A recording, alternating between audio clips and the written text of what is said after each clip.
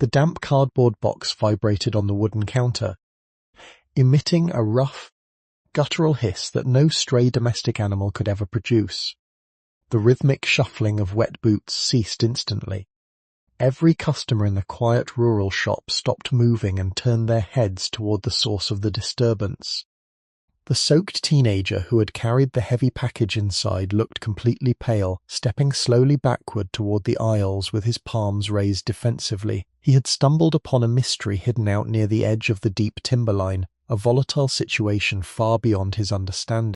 An undeniable, untamed presence had suddenly breached the safety of this structured, predictable environment. It waited in the dark corners of that taped enclosure, demanding an answer from anyone brave enough to lift the folded flaps and look inside. The fluorescent lights overhead buzzed quietly, amplifying the heavy tension stretching across the narrow room. This is the story. Harry Vance watched the scene unfold from the end of aisle 4. A 10-pound bag of premium cedar cat litter was gripped loosely in his calloused right hand. At 68 years old, the retired heavy machinery mechanic was not a man easily rattled by sudden events. He stood 6 feet tall, his broad shoulders permanently stooped from decades spent leaning over the smoking diesel engines of excavators and bulldozers. His mind was engineered to process problems logically, breaking crises down into manageable mechanical steps. Today he wore a faded flannel jacket that smelled faintly of motor oil and pine needles, garments perfectly suited for the miserable weather battering the town of Oak Haven. Outside Mac's Hardware, a relentless coastal storm was punishing the Pacific Northwest. Sheets of icy rain lashed against the large storefront windows, the temperature hovering stubbornly upnorth exactly 38 degrees. The weather was hostile and unforgiving. Wind rattled the aluminum siding of the old building with rhythmic violence, threatening to tear the gutters completely loose. Inside, the store offered a temporary sanctuary. It smelled of wet wool, chemical fertilizer, and the bitter scent of stale coffee roasting on a hot plate near the main register. Harry had driven through the deluge for a very specific reason. He needed supplies. More specifically, he needed feline supplies. For the past 2 years, the walls of his own home had been slowly suffocating him. His wife of 40 years, Martha, had passed away suddenly from a massive stroke 2 winters ago, leaving their sprawling property agonizingly quiet. The tragedy had fundamentally altered the trajectory of his remaining years. He hadn't even opened the door to her beloved glass greenhouse since the day of her funeral, letting the delicate ferns and exotic orchids wither into dry brown husks. The old Vance farmhouse, once a vibrant hub of laughter, Sunday dinners and the fragrant smell of baking bread, had transformed into a sterile museum of painful memories. The total isolation had gradually eroded his spirit. Harry spent his days repairing broken tractor carburetors for neighbors he rarely spoke to, eating solitary meals over his porcelain kitchen sink, and listening to the relentless ticking of the hallway grandfather clock. The heavy brass pendulum swung back and forth at exactly 60 beats per minute. That quiet was a physical weight, pressing down on his chest until taking a deep breath felt like a monumental chore. He needed a heartbeat in the house. He needed a reason to wake up before dawn that did not involve dwelling on the past. After months of stubborn resistance, he had finally made a firm decision. He was going to drive to the county animal shelter and adopt the oldest, calmest, most unbothered house cat they had available. A quiet, undemanding companion for a quiet, tired man. He had just placed a plastic food bowl in his red shopping basket when the front door of the hardware store slammed violently open. A fierce gust of wind blew a tall stack of sale flyers completely off a display table. The teenager, a local high school kid named Toby who did odd jobs around town, stood dripping on the rubber welcome mat. His bright yellow raincoat was plastered to his skinny frame. In his arms he clutched a reinforced cardboard fruit box. The thick cardboard was dark with moisture, sagging dangerously at the bottom seams. "Mac," the boy shouted, his voice cracking from panic and cold. He hurried toward the front counter, muddy water sloshing over the rims of his rubber boots. "Mott need help. What day dinner, nowhere else to go." Tom Mac McAfee, the 70-year-old owner of the store, stepped out from the back inventory office. Mac was Harry S.'s oldest friend, though the two men had not spoken more than 10 words to each other since Martha S. passing. Grief had a tragic way of building invisible walls that simple logic could never dismantle. "Slow down," son, Mac instructed firmly, placing a heavy, weathered hand on the laminate counter. "What is the emergency?" Toby set the wet container down. It immediately began to shake. A low, vibrating sound emanated from within the damp walls. It was not a typical feline meow. It was a mechanical, grinding noise, followed by a sharp, rhythmic intake of air. Mort was driving down Miller S. Crossing Road, Toby explained breathlessly, pointing a trembling finger toward the flooded highway outside. Right near mile marker me bone, where that new contractor crew is clearing out the base of Blackwood Ridge. I saw something moving in the mud near the drainage ditch. The water was rising incredibly fast, pouring off the hillside straight into Whispering Creek. Mott honestly thought it was a discarded trash. Harry slowly placed his bag of cedar litter on a nearby shelf and walked deliberately toward the front of the store. His heavy work boots made absolutely no sound on the worn linoleum floor. The strange vibration emanating from the package had captured his complete undivided attention. It resonated with a raw frequency that felt entirely alien to a domestic setting. They were just sitting there in the freezing mud, the boy continued, wiping cold rain from his forehead. The logging trucks were completely ignoring them. The supervisor is just tearing up the underbrush to meet a Friday quota. They aren't checking for dens or anything. Mott grabbed them and put them in this box from my truck bed. But Mott really don't think these are normal kittens. They fight like cornered demons. The entire store remained completely motionless. 4 other customers stood frozen near the automated paint mixer, their eyes glued firmly to the trembling cardboard. Harry stopped 2 feet from the counter. He looked at Mac. The older hardware store owner gave a subtle nod, willingly yielding the floor to the man who had spent his entire life pulling broken things apart just to see how they worked. "Let's see what you have got." "Son," Harry murmured. His voice was a gravelly baritone that had not been used much lately. He reached forward with thick, scarred fingers. The wet cardboard was practically disintegrating under his touch. As he carefully lifted the interlocking flaps, a highly distinct, foul smell hit his nose. It was the scent of Kepite earth, copper, and the sharp, undeniable odour of raw fear. Harry peeled back the final, soggy layer. 2 small creatures were huddled tightly together in the darkest corner of the makeshift enclosure. They were roughly the size of standard 4-week-old kittens, but the similarities ended exactly there. Their fur was a chaotic, beautiful mix of muted tawny brown and stark black spots, heavily matted by the freezing rain. They possessed oversized, blocky paws that looked entirely disproportionate to their small, shivering bodies. Their ears were pinned aggressively flat against their wide, muscular skulls, tufted with tiny black hairs at the very tips.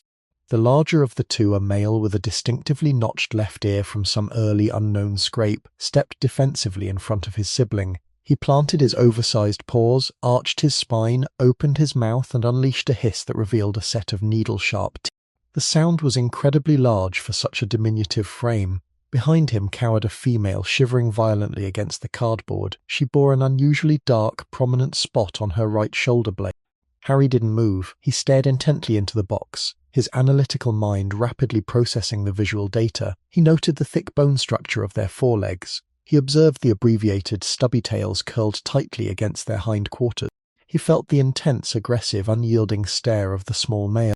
"Those are not house cats," Mac whispered from behind the brass cash register. His tone was laced with an equal mixture of awe and deep concern. "Harry, those are bobcats." The teenager backed up another full step, bumping into a display of winter gloves. "Mott cannot take them home. My mum will absolutely kill me. Should we call animal control?" Harry looked back down at the freezing animals. The female let out a pathetic, rasping cry that sounded less like a mammal and more like a dying bird. They were soaked completely to the bone, visibly undernourished and rapidly losing crucial body heat. In 38-degree weather, kittens this small would not last another 2 hours without immediate thermal intervention. Animal control was stationed in the next county over, a 45-minute drive on winding mountain roads currently flooding from the massive storm.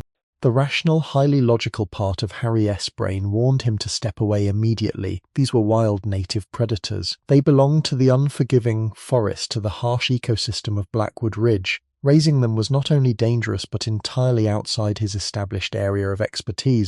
He had left his house this morning, wanting a docile companion to sit quietly on his lap while he read the evening newspaper. He certainly did not want a pair of apex predators dismantling his carefully preserved living room. But as he looked at the fiercely protective male guarding his terrified sister, something profound shifted deep within the mechanic's chest. He recognized the heavy look in the creature's eyes. It was the desperate, exhausted gaze of a survivor trying hopelessly to hold back the inevitable. It was the exact same way Harry had felt standing in the sterile hospital hallway 2 years ago, listening helplessly to the monotonous hum of medical machinery. "No," Harry said quietly, his decision crystallizing in a fraction of a second. He gently closed the flaps of the box, plunging the orphans back into darkness to reduce their visual stress. "No animal control. The valley roads are completely washed out past the highway interchange anyway. They would freeze to death in the back of a metal county truck."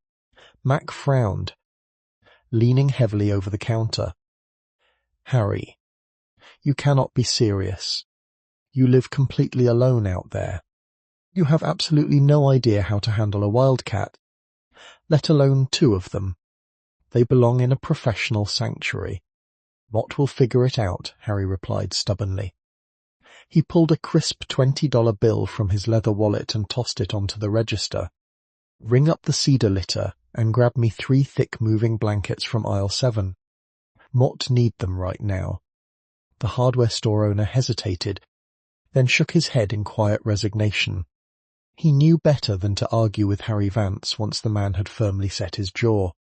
Within 5 minutes, Harry was back inside the cab of his heavy diesel truck. The heater was blasting on maximum capacity, filling the small space with dry, sweltering air that quickly pushed the temperature past 80 degrees. The reinforced fruit box sat securely on the passenger seat, wrapped tightly in 2 thick canvas moving blankets. The vibrating hum from inside the container had mostly subsided, replaced by the occasional soft rustle of cardboard. Harry gripped the leather steering wheel, expertly navigating the treacherous, slick curves of Miller S. Crossing Road. The windshield wipers fought a losing battle against the torrential downpour, thumping rhythmically back and forth.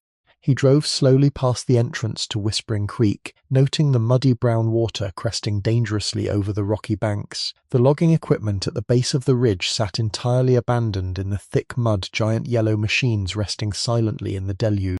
The careless contractors had clearly fled the site for the weekend, leaving blind destruction in their wake. He finally turned onto his long gravel driveway. The headlights swept across the dark, imposing silhouette of the old Vance farmhouse. The property looked incredibly lonely against the stormy grey sky. Harry parked as close to the back porch as possible, grabbed the heavy package, and hurried inside to escape the biting wind.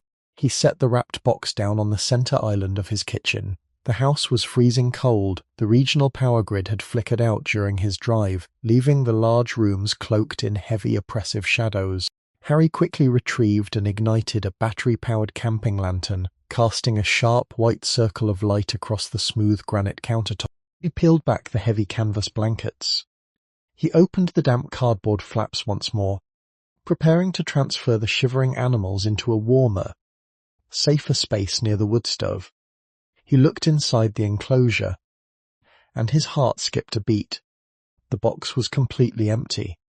The emptiness of the damp cardboard box lasted exactly 3 seconds. A sharp clatter of metal pans echoed loudly from beneath the heavy cast-iron stove. Harry knelt slowly on the freezing kitchen floor, shining the white beam of his lantern into the narrow gap. 2 small pairs of eyes reflected the harsh light, glowing with an unmistakable, desperate intensity. They had slipped through a saturated tear in the bottom seam the moment he set the package down. The male stood defensively over his sister, pressing his tiny body against the dusty wooden baseboard. He opened his jaws, releasing another grating, mechanical hiss that vibrated against the floorboards. Harry did not reach in with bare hands. His lifelong mechanical training dictated a strict adherence to safety protocols. He stood up, walked deliberately to the mudroom, and retrieved a pair of thick leather welding gloves. These heavy gauntlets had survived the jagged edges of shattered steel plates and molten slag. They would easily withstand the frantic bites of a cornered predator. Returning to the kitchen, he blocked the immediate escape routes Vekeptihart rolled up bath towels. He reached under the heavy stove. The male lunged instantly. Tiny jaws clamped firmly down on the thick cowhide. Harry felt a surprising amount of pressure, a miniature vise gripping his index finger. Vekeptihart absolute conviction. He gently scooped the furious animal into his palm. The female followed willingly, clinging tightly to her brother's flank. He placed both animals securely into a hard-sided plastic tool carrier, latching the top firmly shut. He needed a professional. The old farmhouse offered shelter from the storm, but these fragile creatures required urgent medical intervention he simply could not provide. He carried the plastic case back out to his idling truck. The dashboard clock read exactly Sauber-Maim. The storm over Oakhaven had intensified, turning the evening sky the colour of bruised iron. Rain battered the windshield in chaotic, blinding waves. Harry put the vehicle in gear. He steered the heavy truck back down the long gravel driveway, leaving the suffocating silence of his home behind. The heater pushed Vekeptihart air over the plastic carrier, but the frantic scratching inside had completely stopped. That sudden quiet worried him far more than the aggressive hissing. Silence in a failing engine usually preceded a catastrophic breakdown. Silence in a freezing animal likely meant the exact same thing. The drive into town took 20 agonizing minutes. He pulled into the empty parking lot of the Oakhaven Animal Clinic. The main lobby was pitch black. A single yellow porch light illuminated a side door, where a weathered wooden sign swung wildly in the bitter wind. Dr. Sarah Jenkins lived in the small apartment directly above her practice. Harry pounded his heavy fist against the reinforced glass. 3 minutes passed. A deadbolt clicked loudly. Sarah opened the door wearing faded scrub pants and a thick wool sweater. At 45, the veterinarian ran her rural clinic with a strict no-nonsense efficiency that Harry deeply respected. She possessed sharp features and an absolute intolerance for small talk. She looked at the retired mechanic, then down at the plastic box in his hands. "It is nearly 7 on a Friday." "Harry," Sarah stated, her voice tight with exhaustion. He held up the tool carrier. "Mort have a severe emergency." Sarah did not ask unnecessary questions.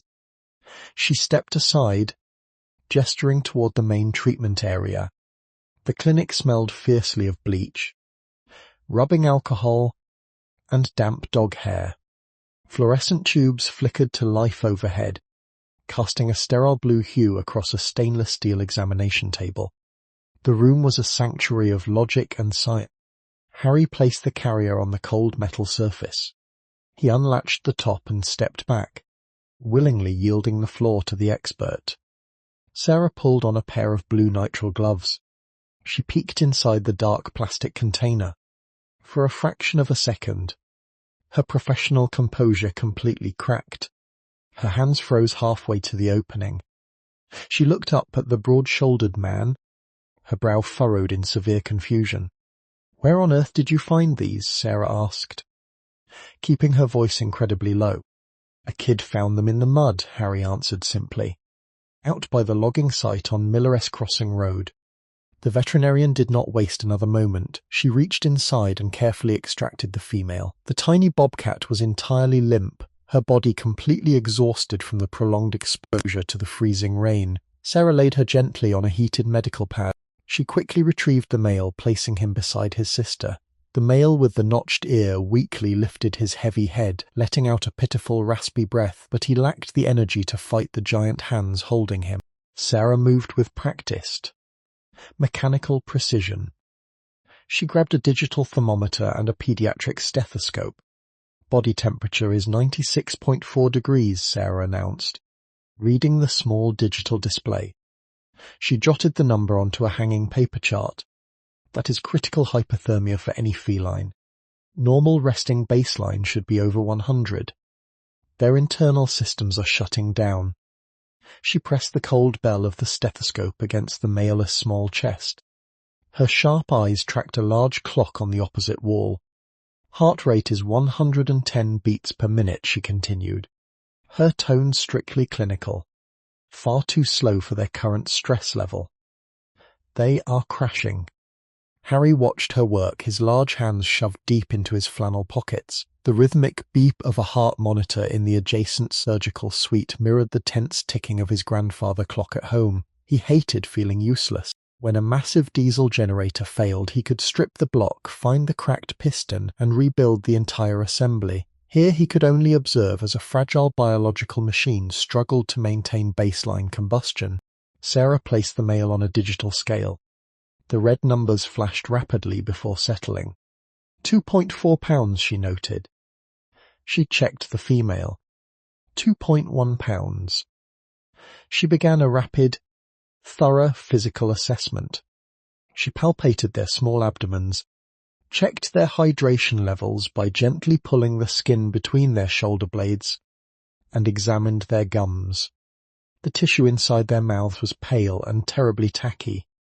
As she worked, a heavy dread settled over the veterinarian. In wild populations, sudden abandonment or mass litter mortality was frequently caused by unseen viral agents. Her primary suspicion immediately shifted to feline panleukopenia. It was a highly contagious, aggressive parvovirus that violently attacked a feline intestinal tract and rapidly dividing bone marrow cells, causing catastrophic immune failure and almost certain death in unweaned kittens. The invisible pathogen could wipe out an entire den in 3 days, leaving absolutely no trace but tiny bones in the dirt. If they carried the virus into her clinic, she would need to completely sterilize the entire building. She prepared a tiny needle to draw a blood sample from the male's jugular vein.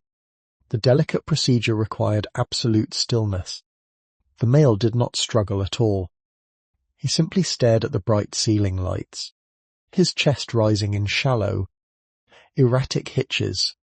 Sarah drew a fraction of a milliliter of dark red blood. She prepped a rapid diagnostic test on the counter. The chemical reaction took exactly 10 minutes to process. She then filled a small glass vial and placed it into an automated hematology analyzer, spinning the dial to 4,000 revolutions per minute. The machine hummed to life, vibrating against the countertop.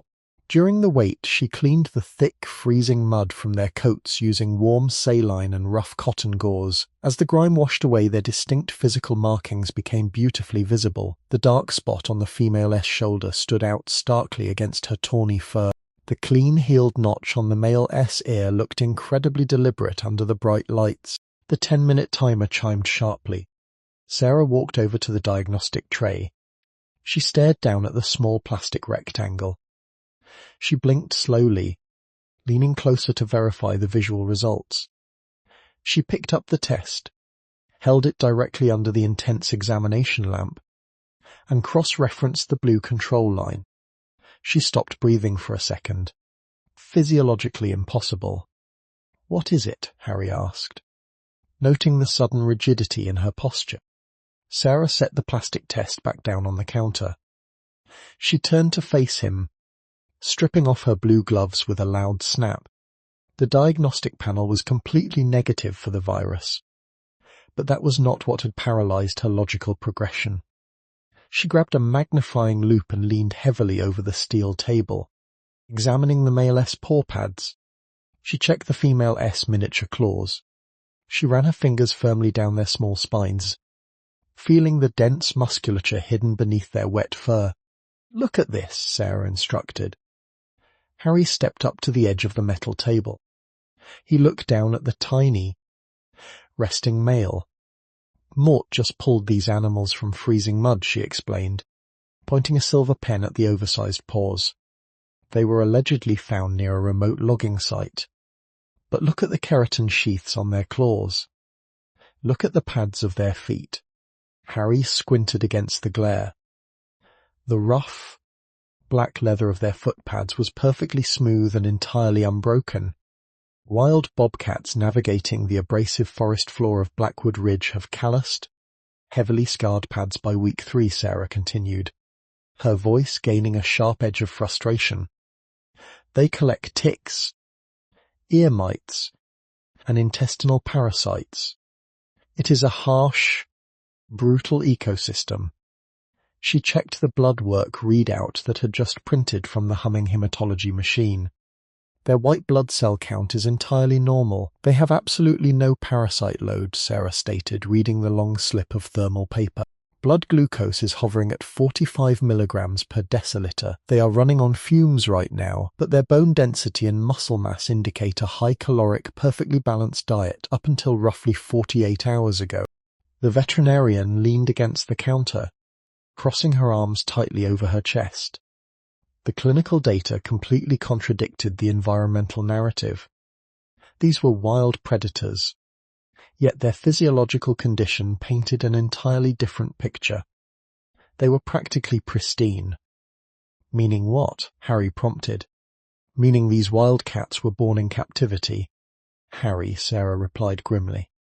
Harry stared intently at the dark spot on the female S shoulder blade. The mechanical gears in his mind began to turn, locking into a new, darker sequence. If they were raised indoors, their sudden appearance in a flooded drainage ditch was not a random act of nature. It was an act of deliberate disposal. The careless logging Gérard et Vacep might have unearthed something far more sinister than a simple den beneath the tree line.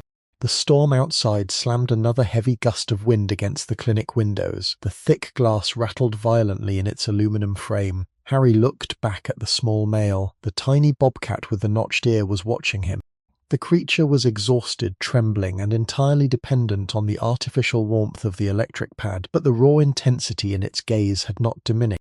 The silence in the examination room stretched incredibly thin. The rhythmic hum of the clinic's heating unit mirrored the steady pulse of a well-oiled machine. Harry felt a sudden, profound shift in his own internal gravity. The heavy, suffocating weight that had anchored him to his empty farmhouse for 2 long years suddenly fractured. He had spent months trying to forget the world, trying to fade quietly into the background of his own. But looking at the discarded helpless animals lying on the steel table, a bright spark of anger ignited deep in his chest. Someone had dumped these fragile creatures in the freezing mud to die. Someone had treated a living, breathing machine as disposable scrap metal. Harry reached out and rested his calloused finger gently against the warm medical towel. The male bobcat let out a microscopic, grating sigh, leaning his heavy head slightly toward the sudden heat of the human hand. "Stabilize them," Harry commanded softly, his deep voice carrying a dangerous, unyielding weight. Sarah looked at him, recognizing the sudden change in his demeanor. The stooped, tired mechanic who had walked into her clinic 30 minutes ago was completely gone. "Mort can keep them on IV fluids tonight. They will need round-the-clock thermal support and monitored feedings." "Do whatever it takes," Harry replied. He turned away from the examination table, his work boots hitting the linoleum floor Vacep heavy, determined thuds. He pulled his thick flannel jacket tighter around his broad shoulders. The mystery of Miller-S Crossing Road required a systematic teardown. He was going to drive back out into the storm. He was going to find out exactly where these animals came from, and he was going to find the person responsible for throwing them away. The fluid pump clicked precisely once every 4 seconds, delivering exactly 12 milliliters of warm saline per hour into the small male bobcat's fragile vein. Harry Vance stood Vacep at his back, pressed against the pale blue wall of the examination room. He watched Dr. Sarah Jenkins adjust the microscopic drip rate with steady, practiced hands. The sterile environment offered a stark contrast to the chaotic weather still punishing the town of Oakhaven. Both animals were now resting on thermal heating pads set to a constant 99 degrees. Their erratic breathing had finally smoothed into a shallow, rhythmic pattern. The immediate crisis of freezing to death was averted, but the heavy tension in the room remained completely intact. Sarah turned off the harsh overhead surgical light, leaving only the soft glow of a desk lamp to illuminate the stainless steel table.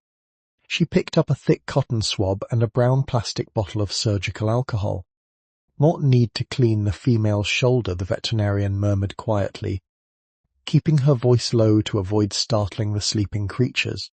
"That dark spot on her fur is incredibly unusual for this specific subspecies. Mort want to check for any underlying dermatitis or localized fungal infection." Harry leaned forward, his heavy work boots scraping softly against the linoleum floor.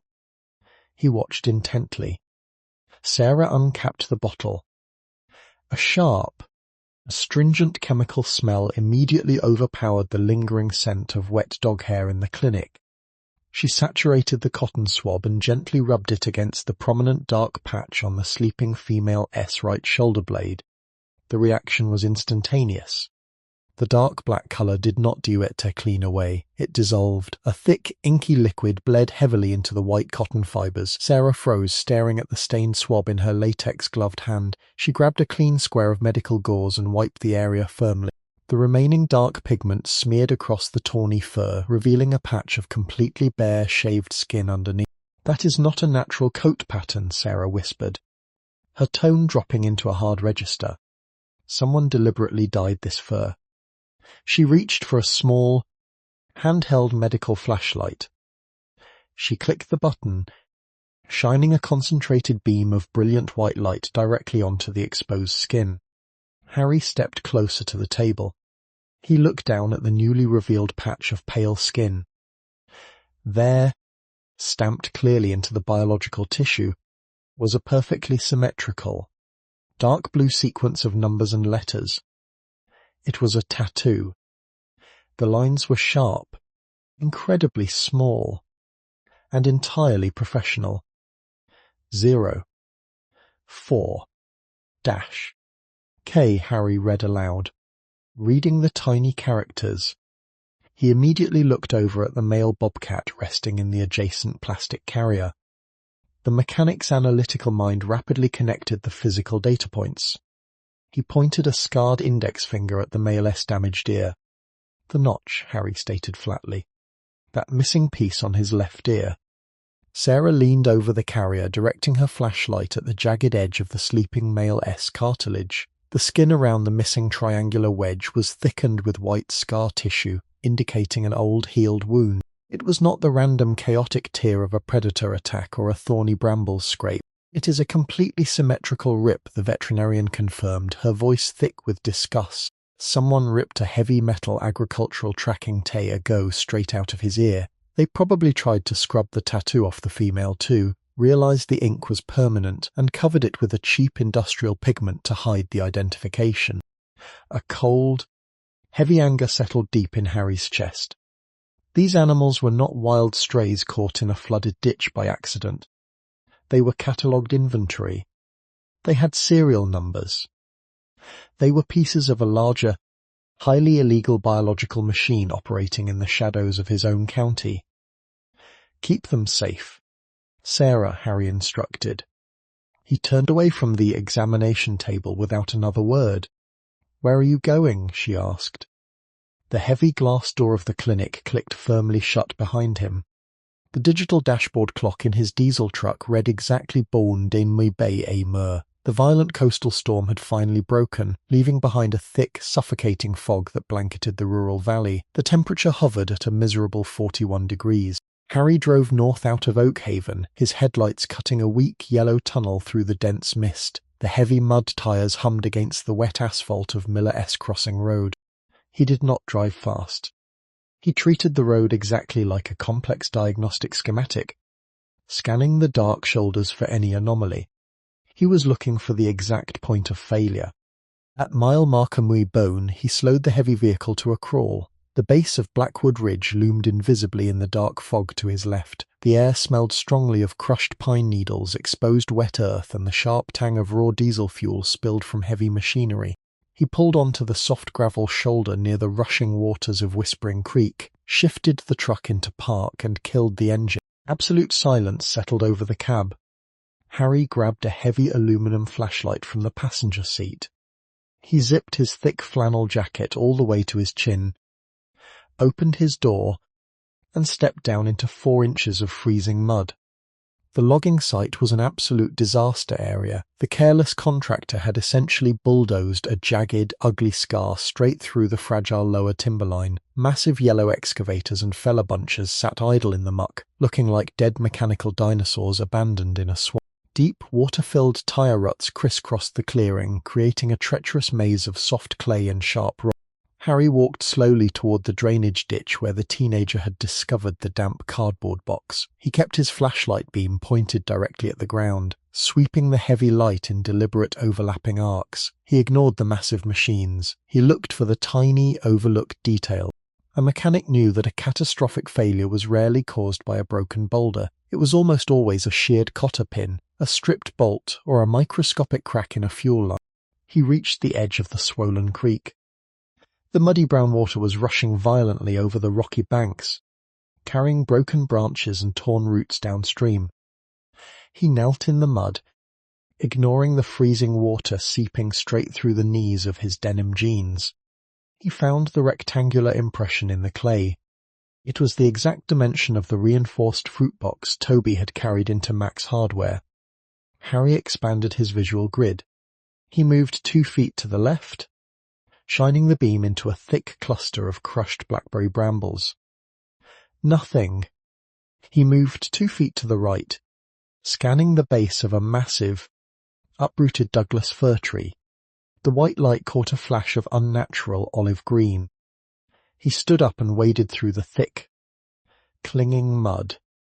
Tucked tightly beneath the exposed, muddy roots of the fallen tree was a heavy canvas duffel bag. It was completely soaked and covered in wet clay, but the brass zipper running along the top edge gleamed dully in the flashlight beam. Harry reached out and pulled the bag free from the roots. It was surprisingly heavy. He unzipped the main compartment. A foul, unmistakable odour immediately hit his nose. It was the exact same captive enclosed scent he had smelled when opening the cardboard box in the hardware store. Inside the bag were 3 empty glass bottles fitted with specialized rubber nipples designed exclusively for feeding unweaned carnivores. Beside the bottles lay a thick pair of heavy leather handling gloves, stained dark with old dried blood. He tipped the duffel bag sideways, letting the harsh white beam illuminate the absolute bottom of the dark canvas interior. A small, rectangular plastic manifest card was sewn directly into the inner lining. The typed ink was badly smeared from the floodwater, but the large black letters at the top were still perfectly legible. Harry stared at the card. He memorized the printed words. He walked back to his truck, tossed the heavy canvas bag onto the passenger floorboard, and climbed behind the steering wheel. He turned the key. The massive diesel engine roared to life, pushing warm air through the dashboard vents. He reached into his jacket pocket and pulled out his cell phone. He dialed a number he had not called in over 3 years. The line rang 4 times before a groggy voice answered. Rostover, the woman mumbled, the sound of rustling bedsheets loud in the background. Elena. It is Harry Vance. A long pause stretched across the cellular connection. Deputy Elena Rostova was 32 years old, a sharp-eyed law enforcement officer who handled all regional wildlife disputes for the county sheriff's department. She had also been a frequent dinner guest at the old Vance farmhouse before Martha passed away. Harry, Elena asked, her voice instantly shedding the grogginess. Are you all right? It is almost 5 in the morning.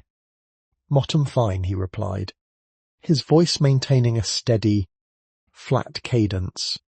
Mott needs you to run a very specific check through your state agricultural database. Mott need it done right now. He heard the distinct sound of 2 feet hitting a hardwood floor. A desk lamp clicked on. Give it to me.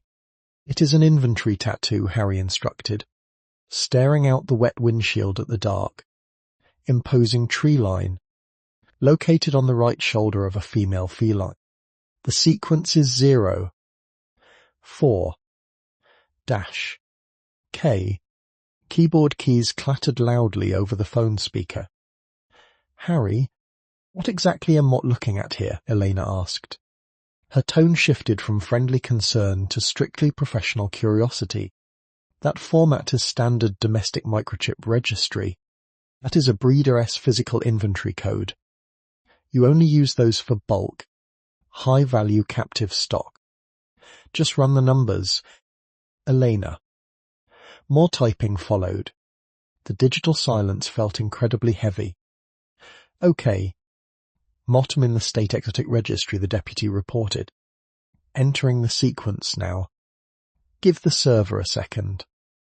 The storm knocked out the main relay tower in the valley.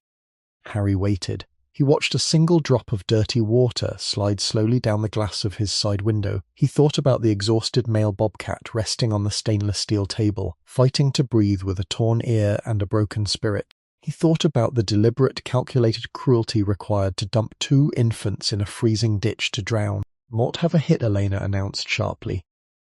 "The tattoo sequence 04-K is registered to a closed commercial pelt farm," Elena explained, her voice tightening with obvious distaste.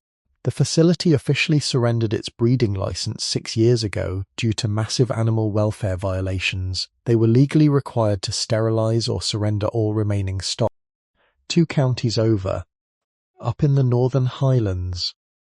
"And the registered owner?" Harry pressed, his grip on the leather steering wheel tightening until his thick knuckles turned entirely white. "The commercial license is registered to a private holding company," Elena read, the rapid clicking of her computer mouse echoing through the small phone speaker. "But the primary signatory on all the original breeding permits, and the man who signed the dissolution paperwork 6 years ago, is listed right here." Harry did not blink. He stared blindly into the dense, swirling fog rolling off Blackwood Ridge. "Arthur Garrison," Elena stated firmly. Harry slowly lowered the cell phone from his ear. The mechanical pieces of the puzzle slammed violently into place. Arthur Garrison was not a pelt farmer anymore. He was the aggressive, cost-cutting regional supervisor for the logging contractor currently tearing up the base of Blackwood Ridge. He was the man responsible for the massive yellow machines parked 50 yards from Harry's truck. The animals were not wild. They were hidden inventory. And Arthur Garrison had brought his terrible secrets directly to Harry's front door. 17 minutes past 5 in the morning brought no sunlight to the valley. The violent coastal storm had completely exhausted itself, leaving behind a thick, suffocating wall of grey fog. Harry Vance sat behind the steering wheel of his idling diesel truck. He kept the headlights turned entirely off. Through the Vay-Kepite windshield, the base of Blackwood Ridge looked like a jagged black wall rising into the low clouds. 50 yards ahead, the massive yellow logging machines sat abandoned in the deep mud. They were terrible mechanical beasts resting quietly in the cold dampness. Finding the canvas duffel bag under the tree roots was merely the first diagnostic step. A master mechanic understood that locating a single broken gear rarely solved the underlying engine failure. To fix a catastrophic breakdown, you had to trace the fault line all the way back to the primary power source. Arthur Garrison was that source. Scanning the perimeter of the flooded job site, Harry noticed a rectangular structure elevated on cinder blocks near the tree line. It was a standard white mobile office trailer. A heavy diesel generator sat silently beside the aluminum siding, waiting to power the temporary headquarters. This was the nerve center of the entire ridge clearing operation.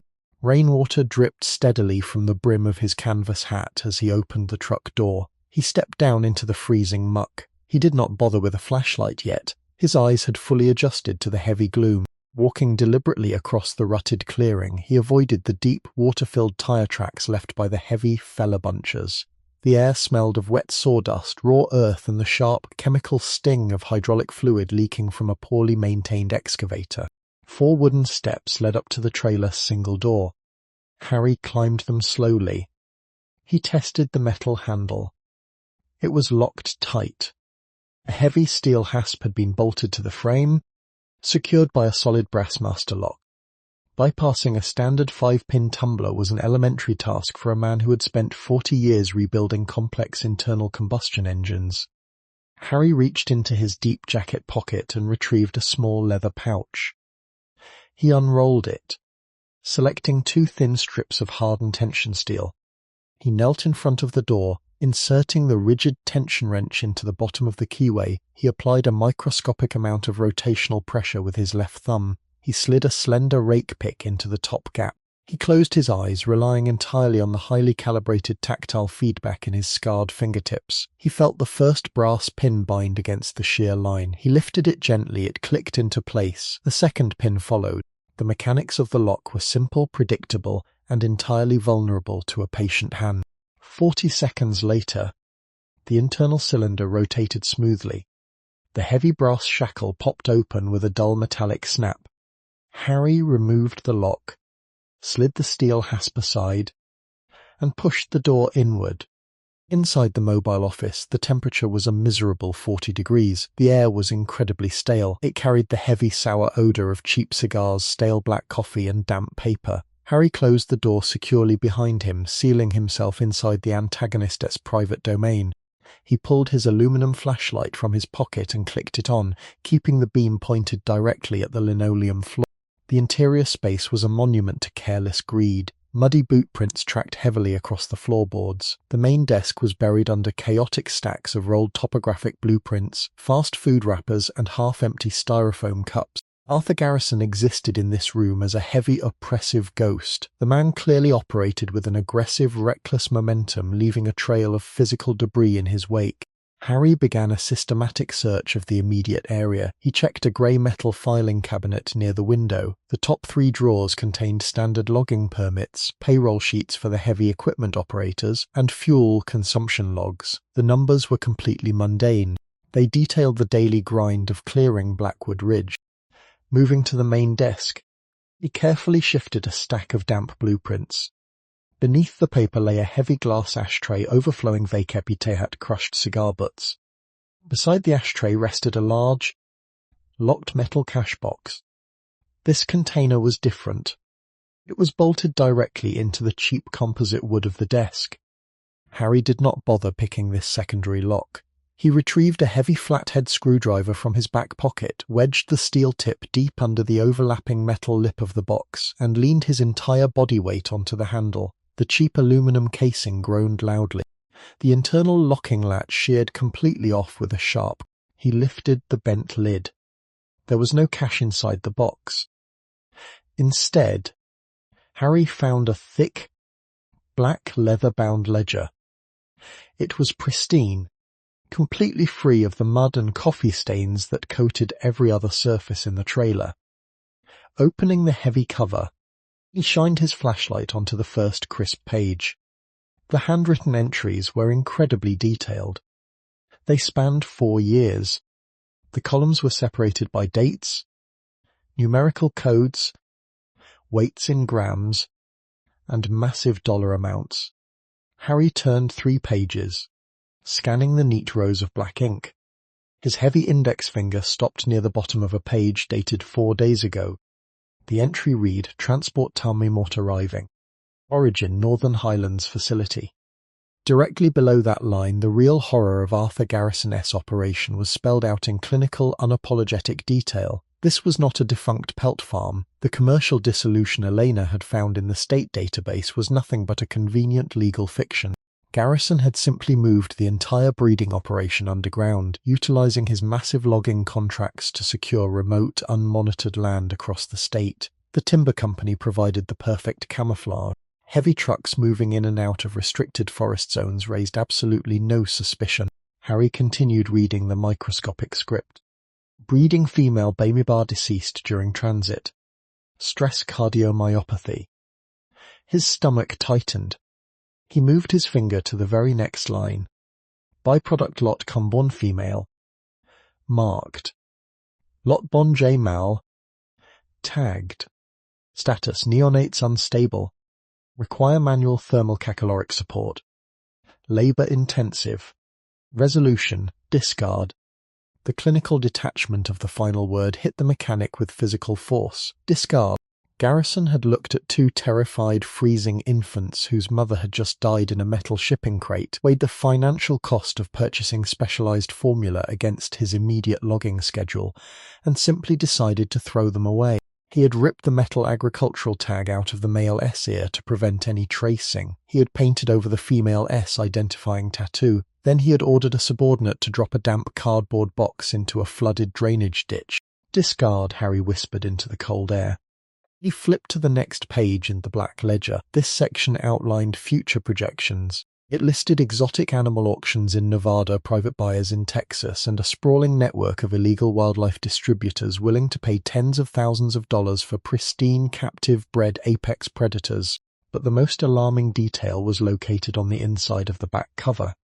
Taped securely to the leather binding was a hand-drawn topographical map of Blackwood Ridge. It was far more detailed than the official logging blueprints scattered on the desk. This map featured red ink markers detailing specific elevations, hidden logging roads, and old hunter trails. Harry leaned closer, illuminating the heavy red ink. Halfway up the mountain, hidden deep within a sector labelled impassable grade, was a large circle. Inside the circle, Garrison had written 3 words: primary holding sector. Harry pulled a folded logging schedule from the desk debris and cross-referenced the coordinates. The official timber company paperwork indicated a massive push for Friday morning.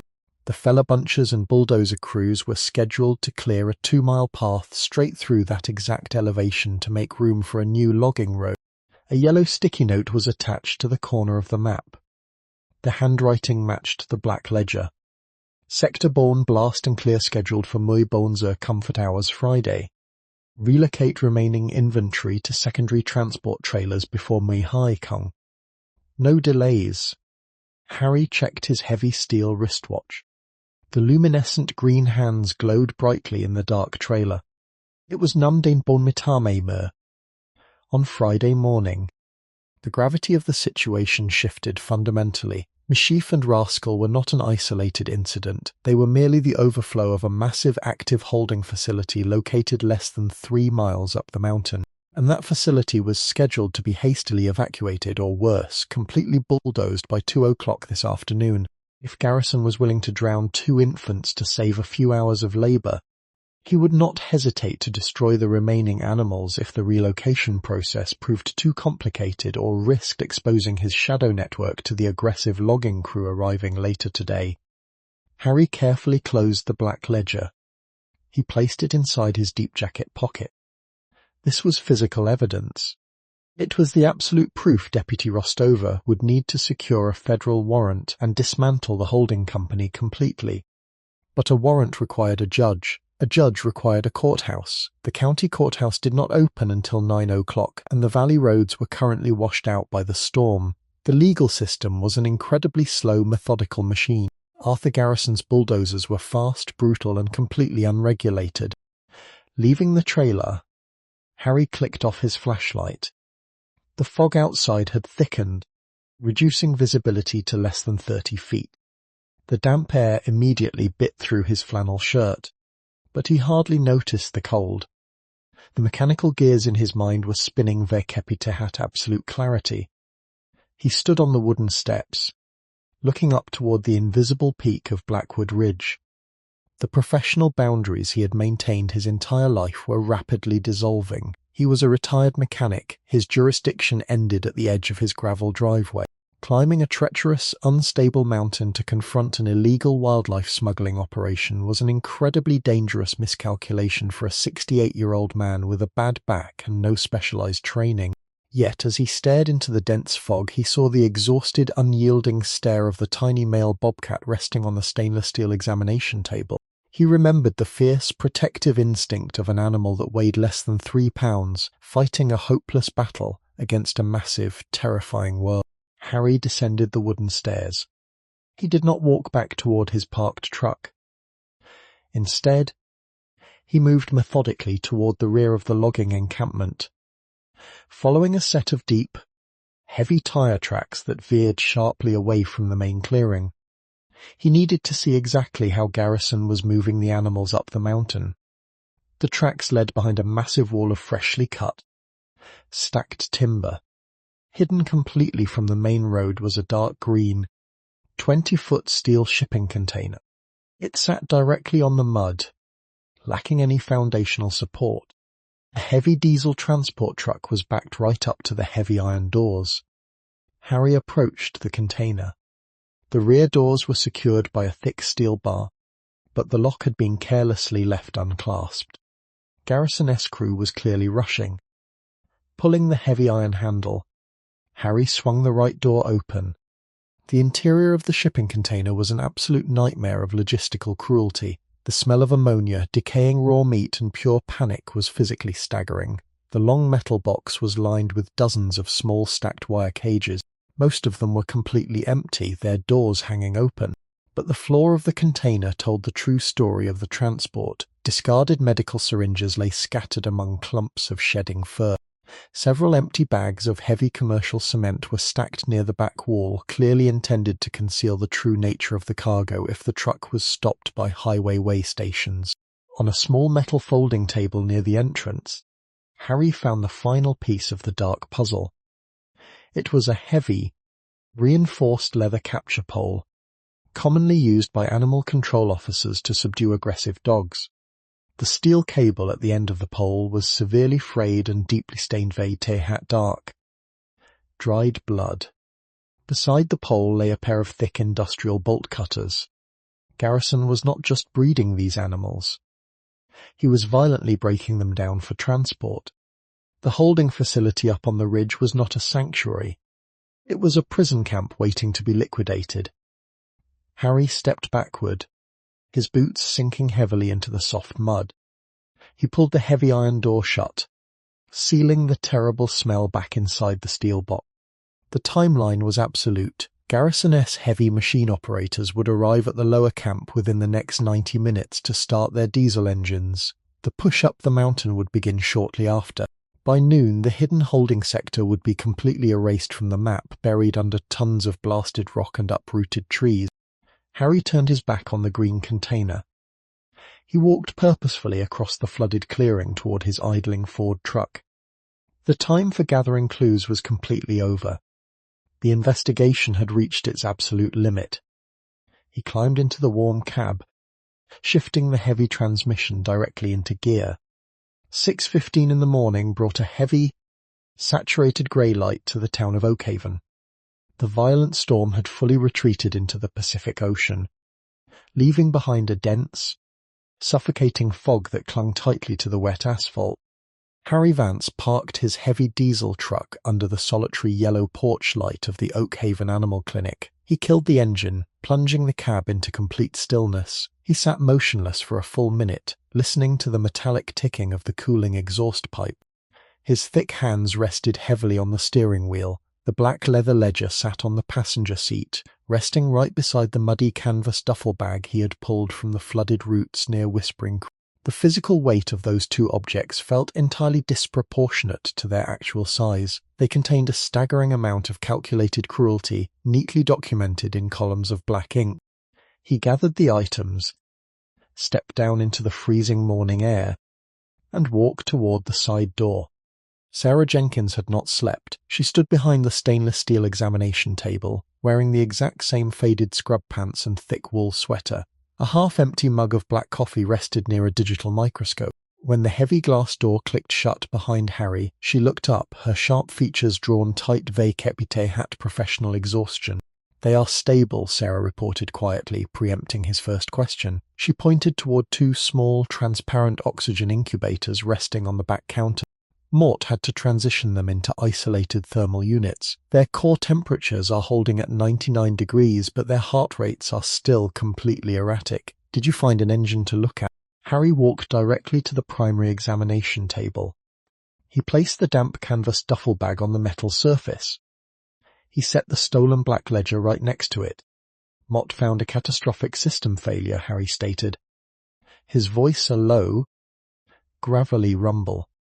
He unzipped the canvas bag. The sharp, foul odour of raw fear and decaying organic matter immediately spilled into the sterile room, overpowering the harsh scent of medical bleach. Sarah took a deliberate step backward, her clinical instincts flaring. Harry reached inside and pulled out the thick leather-handling gloves. He dropped them onto the table. The heavy cowhide was stiff, deeply stained with broad, chaotic smears of dried blood. Next, he opened the black ledger to the exact page marked 4 days prior. He slid the heavy book across the smooth steel toward the veterinarian. "Read the entry for transport, Tammy Mort," Harry instructed. Sarah set her coffee mug down. She leaned over the table, her eyes scanning the meticulous handwriting of Arthur Garrison. She read the lines silently, her lips forming the word. When she reached the clinical designation for the female S death, and the subsequent order to discard the infants, her hands gripped the edge of the steel table until her knuckles turned completely white. "Stress cardiomyopathy," Sarah whispered, repeating the medical term written in the ledger. "Explain that to me," Harry demanded. "In plain mechanics."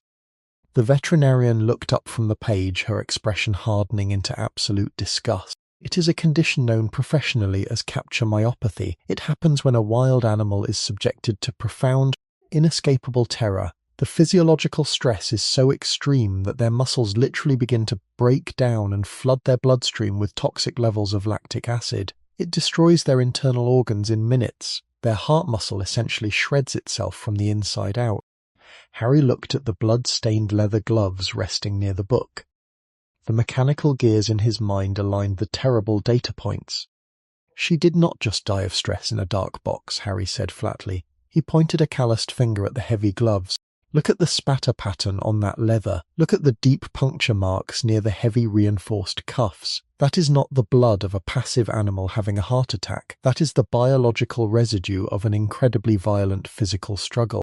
Sarah retrieved a pair of long steel tweezers from a surgical tray. She carefully lifted the right glove, turning it under the bright examination light. Deep, jagged grooves were gouged into the thick hide, matching the exact spacing of an adult felinus defensive claw strikes. Caught deep within one of the torn leather seams was a thick tuft of coarse, tawny fur. "The mother fought them," Sarah confirmed, her voice devoid of any warmth. "She fought them with absolute desperation. They used a heavy capture pole to drag her out of a transport crate, and she fought until her heart literally exploded in her chest." Harry processed the timeline. "And the infants?" Garrison documented them as unstable neonates. He ordered them discarded immediately after her death. Sarah walked over to the secondary counter where she had placed her medical waste tray from the initial examination. She picked up a small glass slide she had prepared earlier. She slid it expertly under the lens of her digital microscope and turned on the viewing monitor. A high-resolution image of microscopic debris appeared on the flat screen. When Mort was cleaning the thick mud from the male's oversized paws, Mort noticed dark material packed tightly under his keratin sheaths, Sarah explained, pointing a silver pen at the monitor. Mort assumed it was just organic debris from the drainage ditch. But look closely at the cellular structure. Harry stared at the screen.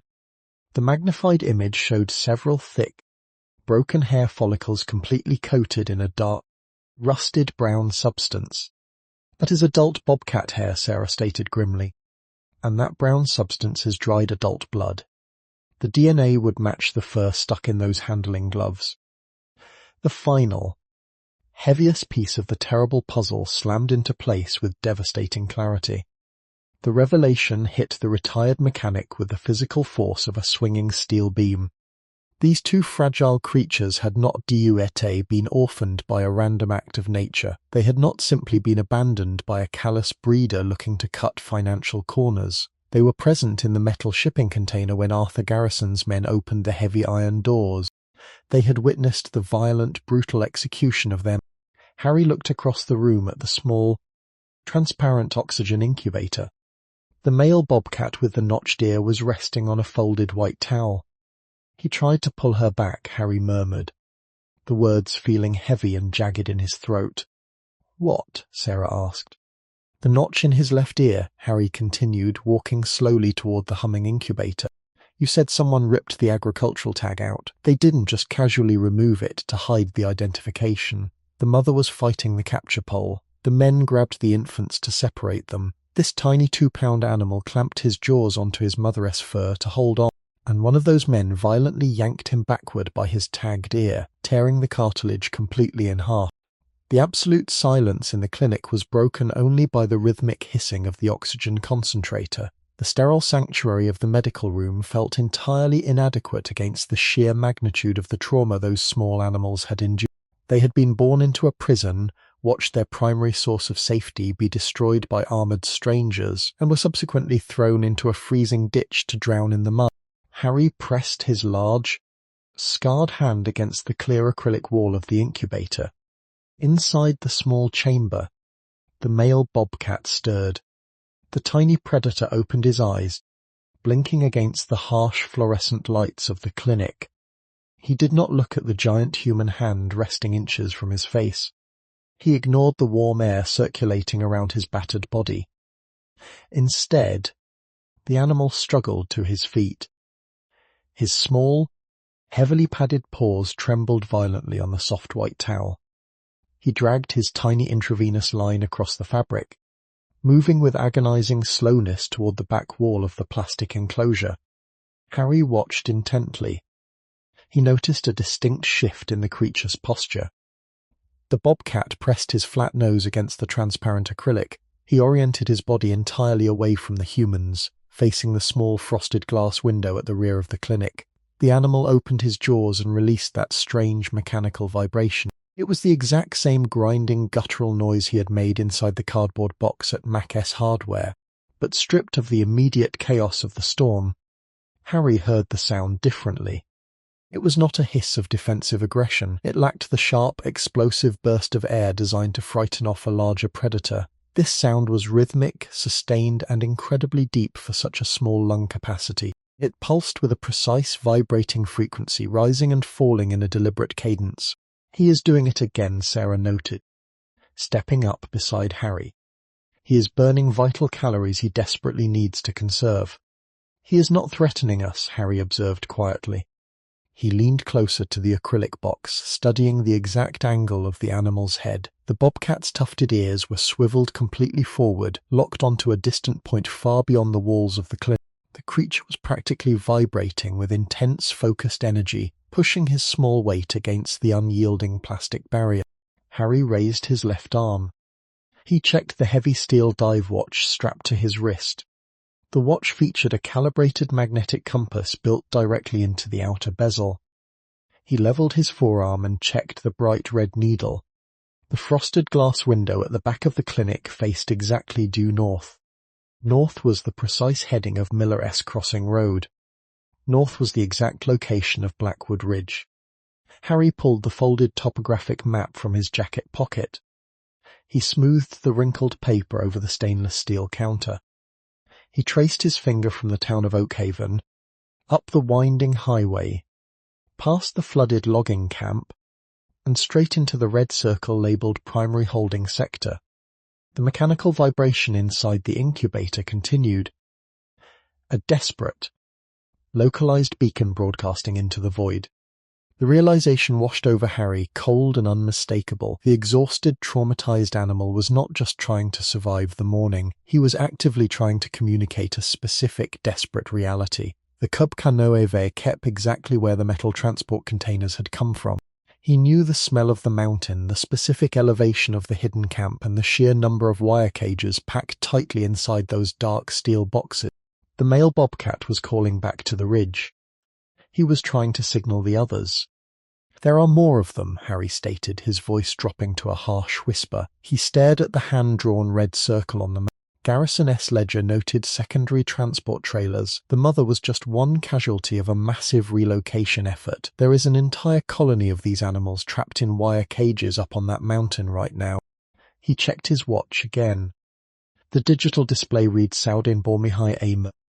The yellow sticky note attached to the map had dictated a strict deadline. Garrison S. heavy machine operators were ordered to blast and clear Sector Bonn by 2:00 this afternoon. The remaining inventory had to be relocated to the secondary transport trailers before noon, or they would be permanently buried under thousands of tons of fractured rock and splintered timber. The tiny bobcat pressed his paws harder against the acrylic, letting out another long, vibrating pulse toward the invisible mountain. The creature was separated by miles of treacherous terrain and thick fog, yet he was desperately trying to answer a silent alarm only he could hear. Harry slowly folded the map and slid it back into his pocket. The logic of his quiet, isolated life was completely gone, replaced by a rigid, unyielding mechanical imperative. He could not fix the past. He could not save his wife from the sudden stroke that had shattered his world 2 years ago. But he could fix this. He could stop this terrible machine from crushing another fragile life. "Disconnect his bon," Harry ordered, turning to face the veterinarian. Sarah stared at him, completely baffled. "Harry, absolutely not. He is medically fragile. If you take him out of that thermal unit, his core temperature will crash within an hour." "Disconnect the line, Sarah," Harry repeated. His tone offered absolutely no room for debate. He reached for the hard-sided plastic tool carrier sitting on the floor. "Mott need him. He is the only one who knows exactly where the holding sector is hidden. He is going to show me the way up the mountain." The plastic tool carrier sat motionless on the passenger seat of the heavy diesel truck. Through the high-resolution acrylic grate, the small male bobcat did not move. He lay curled into a tight defensive crescent, his notched left ear twitching slightly whenever the massive truck tires rolled over a jagged piece of ground. The dense morning fog had completely swallowed the lower valley, reducing the headlights of the old vehicle to a weak yellow smudge against the damp air. Harry Vance navigated the steering wheel with a slow, deliberate rhythm. The dashboard clock read exactly Baymer-High AM. The silence inside the vehicle was incredibly heavy, broken only by the low mechanical rumble of the 8-cylinder engine. He was driving toward the absolute limit of his own structured world. For 68 years his life had been defined by predictability, by the clean tolerances of steel and the rigid laws of thermodynamics.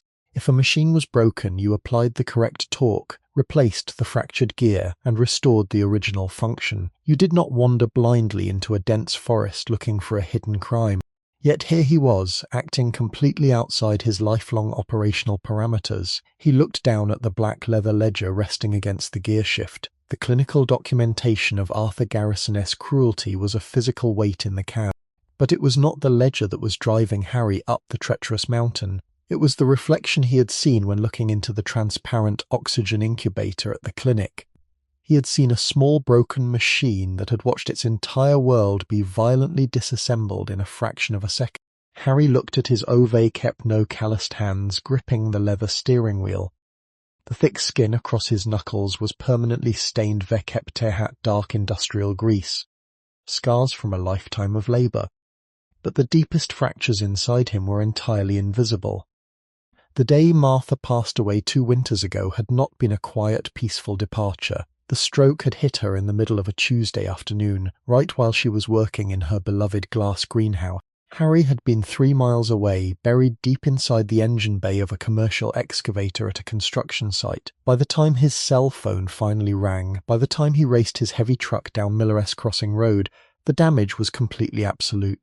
He had arrived at the hospital only to find her already hooked up to a massive breathing apparatus that clicked and hissed with terrifying precision. He had stood in that sterile room for 5 agonizing hours, listening to the mechanical bellows pump air into a body that had already left him. The most brutal detail, the memory that still kept him awake at exactly bar Dean Kong A. Mer every single night, was the absolute futility of his own strength. He was a master mechanic. He was the man the entire county called when a $500,000 piece of heavy machinery was completely paralyzed. He could rebuild a shattered transmission, Vekep-Tehat, his eyes closed. But as he held Martha's freezing hand beneath the harsh hospital lights, he realized his entire life of technical knowledge was completely worthless. He could not fix a ruptured vessel. He could not force a stalling heart to spark back to life. He had simply stood there, a useless giant in a clean room, watching the light drain from her face while a plastic machine made a mockery of her final breaths. When the doctors finally pulled the plug, the silence that fell over the room was not a peaceful thing. It was a violent, suffocating vacuum. Harry had walked out of that hospital, driven back to the old Vance farmhouse, and locked the door behind him. He had spent the next 2 years systematically disconnecting himself from the human grid. He had stopped answering the phone when Mac called. He had allowed the exotic orchids in the greenhouse to rot into grey dust because looking at them reminded him of the precise moment his own internal engine had shattered. He had chosen total isolation because it was safe. In the quiet, nothing else could be torn away from him. But looking at the small bobcat with the notched ear, Harry saw his own tragic trajectory mirrored in a 2-pound animal.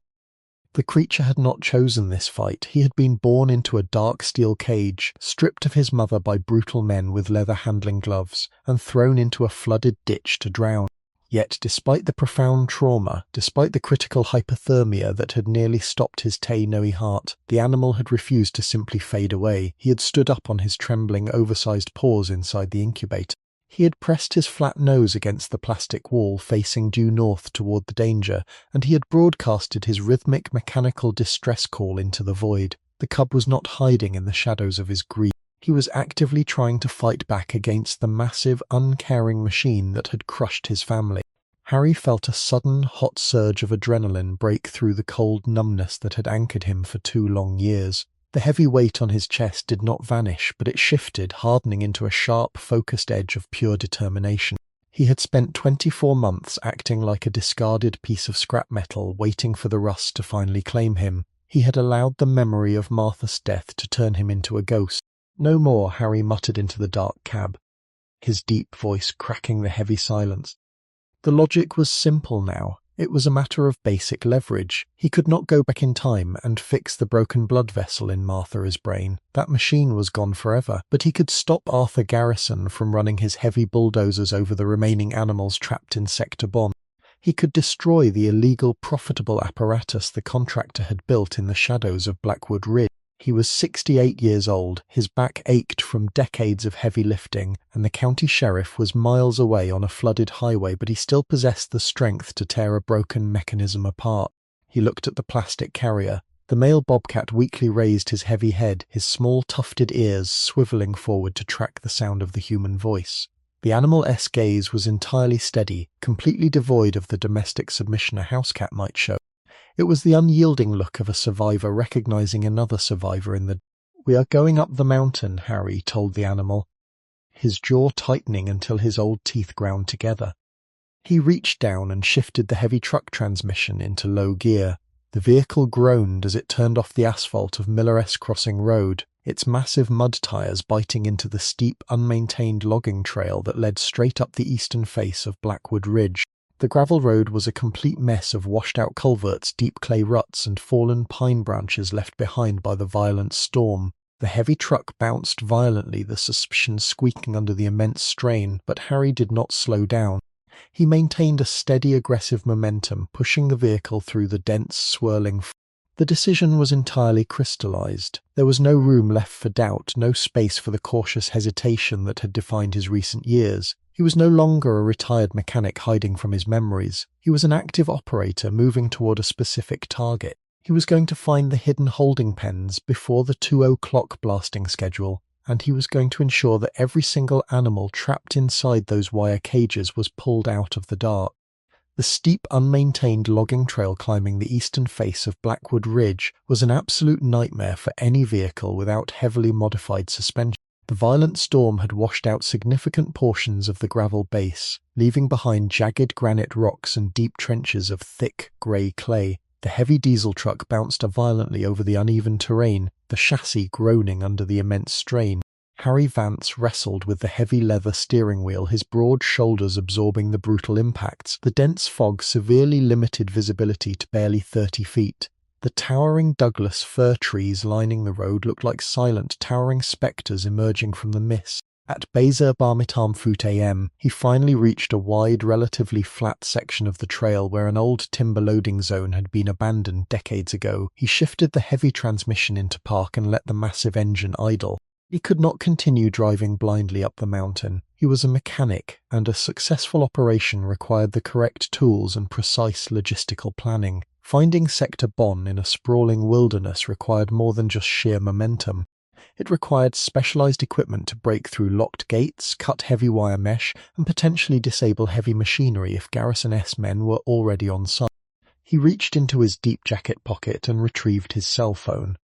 The digital signal bars flickered dangerously low in the remote elevation.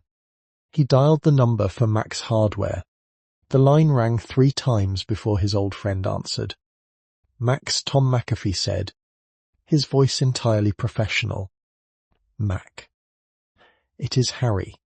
A thick silence stretched over the poor connection, filled only by a low crackle of static.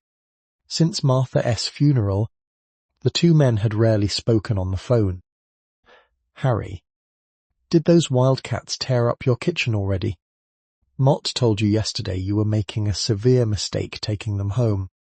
"Mott need access to the store," Harry stated, his tone completely flat and strictly focused. "Right now. The store does not open until 8:00. Harry, and the storm completely washed out the lower valley. Mott am the only one here right now. The power grid is still flickering. Mott am coming to the back loading dock in 20 minutes, Harry commanded, ignoring the logistical complaints. "Unlock the heavy steel bay doors. Mort needs specific inventory. And Mott am not waiting for you to open the front register." "Inventory? What kind of inventory?" Mac demanded. his tone shifting from mild annoyance to genuine concern. "Harry, you sound entirely different. What is actually going on?" "Just open the loading dock." "Mac." Harry disconnected the call before his friend could formulate another argument. He put the heavy truck back in gear, carefully executing a tight three-point turn on the muddy plateau, and headed back down the treacherous slope toward the sleeping town of Oakhaven. He drove with calculated precision. 22 minutes later, he backed his heavy truck up to the concrete loading dock behind the hardware store. The massive steel roll-up door was already open. Mac stood on the concrete platform wearing a thick wool sweater and holding a heavy brass key ring. The older man looked entirely confused as Harry threw the truck into park and stepped down into the freezing. "What in the hell has gotten into you?" Mac asked, his breath plumbing in the cold air. Harry ignored the question. He walked straight past his old friend, moving rapidly into the dark, cavernous inventory warehouse. The high ceiling smelled of industrial lubricant, cut lumber and heavy rubber. He did not hesitate or browse. He moved with the focused mechanical efficiency of a man gathering specific components for an engine rebuild. "Mort need the heavy-duty Milwaukee bolt cutters," Harry ordered, his voice echoing slightly in the large space. "The te-hati rurte-iik iner ze-hart ones with the reinforced steel jaws. Mort need a portable battery-powered angle grinder with a diamond-tipped cutting wheel. Grab me 3 extra lithium-ion batteries from the display case. They need to be fully charged." Mac stood absolutely frozen near a stack of bagged concrete. "Bolt cutters? An angle grinder? Harry, what are you trying to break into?" "Mott also need 3 heavy canvas tarp rolls, 50 feet of high-tensile nylon climbing rope, and 2 of those large, hard-sided plastic storage bins from aisle 10, Harry continued, pulling a heavy canvas tool bag from a bottom shelf and violently tossing items inside. He grabbed a heavy pry bar, a thick roll of industrial duct tape, and a high-powered LED headlamp. Mac finally stepped forward, his weathered hand gripping Harry's thick forearm. It was the first physical contact the two men had shared in 2 years. "Stop," Mac said firmly, his voice dropping an octave. "You are not thinking clearly. This is not you, Harry. You fix broken tractors. You do not buy heavy breaching equipment at 8 in the morning. If someone is causing trouble out at your property, we need to call Deputy Rostova right now. We do not handle things like this ourselves." Harry stopped moving. He looked down at the hand gripping his arm. He slowly raised his eyes, meeting the deeply concerned gaze of his oldest friend. "Mott already called Elena," Harry stated, his voice a low, gravelly rumble. "The problem is not at my property. The problem is 3 miles up Blackwood Ridge. Arthur Garrison is running an illegal wildlife breeding facility under the cover of his logging contracts. He is raising apex predators in wire cages and shipping them across state lines. The kittens you saw yesterday were the overflow he ordered discarded into a flooded ditch." Mac's jaw tightened visibly. The older man processed the information, his eyes darting toward the heavy bolt cutters resting in the canvas bag. "Are you absolutely certain about this?" "Mort picked the lock on his mobile office trailer 2 hours ago," Harry replied without a shred of hesitation. Mort read his private ledger. Mort saw the blood-stained handling gloves he used to drag a mother out of a metal shipping crate. He is scheduled to blast Sector Bonn at 2:00 this afternoon. If Mott do not get up that mountain before the heavy machines arrive, he is going to bulldoze the entire holding facility to erase the evidence. Max slowly released his grip on Harry's arm. He took a heavy step backward, shaking his head. "Harry, that man employs a crew of rough, desperate operators who get paid specifically not to ask questions. If you walk into his hidden camp waving an angle grinder, they will not politely ask you to leave. They will bury you right next to those cages. You are 68 years old. This is entirely reckless." "Mott can overcap exactly how old Motam?" "Mac," Harry said, his tone unwavering. "Mott also know that Mott spent the last 2 years sitting in my kitchen, listening to a clock tick, and waiting to die quietly. Mott am done waiting." He reached into his pocket, pulled out a thick wad of $20 bills he kept for emergency machine repairs, and slammed it down hard onto a nearby wooden pallet. "Ring it up," Harry ordered. Max stared at the money. He looked at the heavy steel tools, then back at the hardened, unyielding expression on his friend S' face. He knew that look. It was the exact same expression Harry used when he encountered a stripped engine block that everyone else had declared unfixable. It was the look of absolute mechanical determination. Mac did not pick up the money. Instead, he turned and walked purposefully toward a locked metal cabinet near the manager's office. He pulled a small brass key from his ring, unlocked the heavy door, and reached inside. He pulled out a black, heavy-duty digital two-way radio. It was a high-frequency emergency unit normally reserved for coordinating search and rescue teams during severe winter storms. He walked back and pressed the heavy radio directly into Harry's calloused hand. Channel 4 is the primary frequency for the county firehouse, Mac instructed, his voice thick with unstated emotion. The signal repeater on the ridge is likely down, but this unit has enough wattage to punch through the fog if you get high enough. If you get into trouble up there, you key that microphone and you do not let go until someone answers. Do you understand me? Harry looked at the heavy radio. He nodded slowly, clipping the unit securely to his belt.